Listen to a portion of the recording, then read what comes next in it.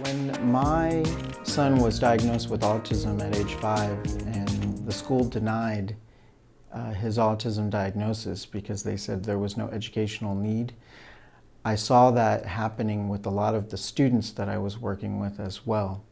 And the same journey that I went through with Carter and getting him services that took over 9 years, by the way, is the same journey that I went through with my students to advocate for them to make sure that they got the services they needed for autism.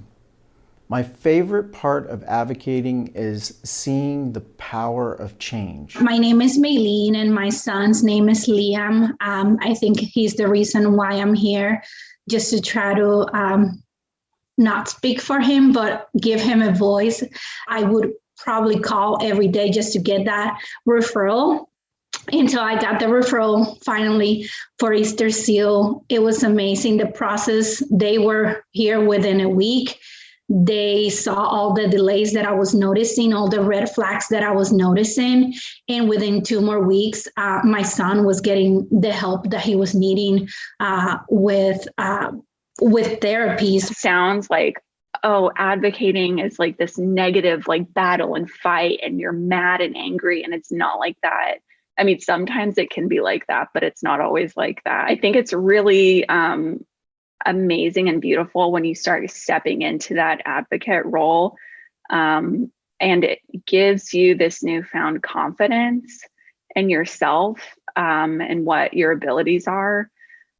And not only that, but then it helps you help other people become advocates too. I think as a parent, we should advocate for our kids no matter where we are. Like if it's at the doctor, with specialists, at water parks, at park playgrounds, babysitters, even family, we have to advocate for our kids just because our kids do not have that voice right now and we are their voices. Where the advocacy of special education puts me now is through multiple committees that I'm involved with. For instance, with my local representative, I'm on the Health and Mental Health Advisory Board.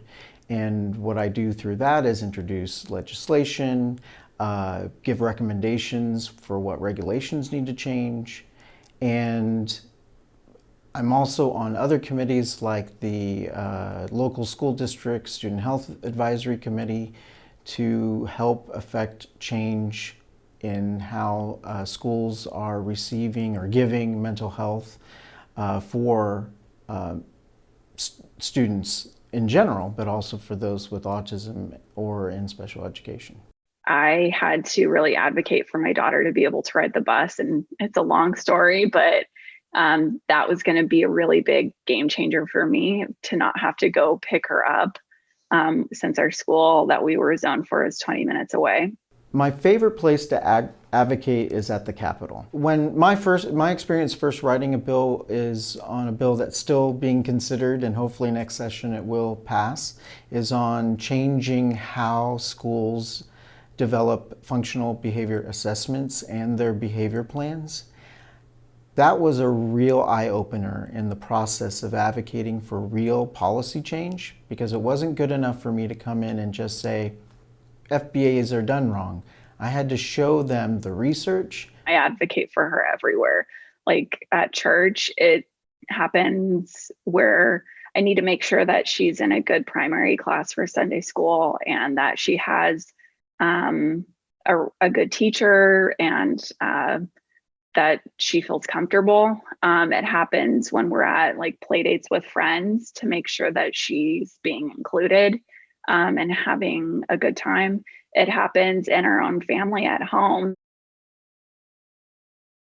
The best thing you can do for your kid is getting them help early as you can, as early as you notice something, getting them, showing them that you are proud of them no matter what. No achievement is small enough to show our kids that we're so proud of them, and empowering them to make their own decisions, no matter what they are. So what I would recommend for parents is to find out what supports and services their child is not receiving, and to look at their local school district, their local government, their local mental health provider, and find out why it isn't being provided and try to help find a solution.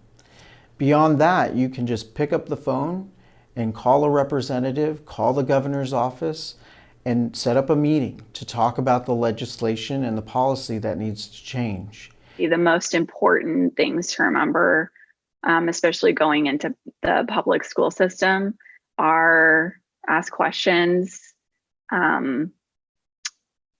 see what special courses are available in your area to learn more about the programs at school and this special vocabulary that they use.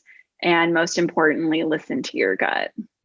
For any kind of difference or disability, however you consider it, it's important to lean on an expert who understands the system, understands what supports and services that your child should be entitled to. I want him to be independent. I want him to be one day an autistic man that can live on his own, that can do everything anyone can.